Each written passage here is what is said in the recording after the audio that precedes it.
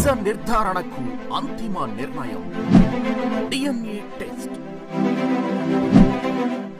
ఉన్నది ఉన్నట్లుగా వాస్తవాలను శోధించి వివరించే మన డిఎన్ఏ టీవీ, మన రాష్ట్రం, మన ఛానల్.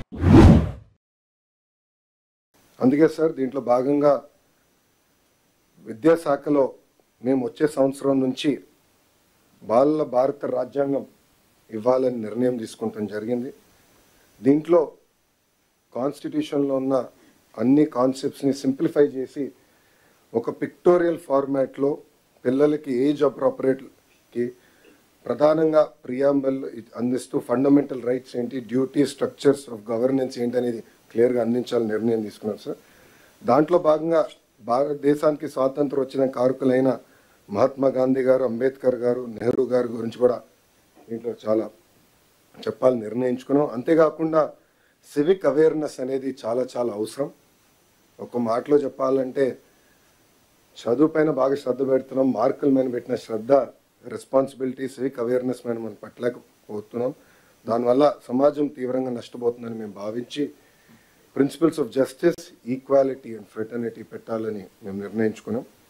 దీంట్లో సింపుల్ స్టోరీస్ రూపంలో పిల్లలకి అర్థే విధంగా చేయాలని నేను నిర్ణయించుకున్నాం. అంతేకాకుండా ఈ పుస్తకంలో ఇంటరాక్టివ్ యాక్టివిటీస్ పెట్టాలని, పజిల్స్, క్విజెస్ ఇవన్నీ పెట్టాలని కూడా నిర్ణయించుకున్నాం.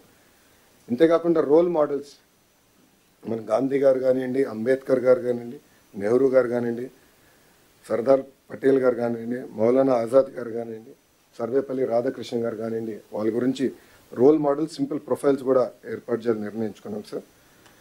దాంట్లో భాగంగా ఒక కమిటీ వేయాలని నిర్ణయించుకున్నాం. కాన్స్టిట్యూషనల్ లీగల్ ఎక్స్పర్ట్స్ ఒక పక్కన, ఎడ్యుకేటర్స్ ఇంకో పక్కన, children literature authors, illustrators, visual designers, social scientist, civic educators, policy makers, ప్రజాప్రతినిధులు, చైల్డ్ రైట్ ఆర్గనైజేషన్స్.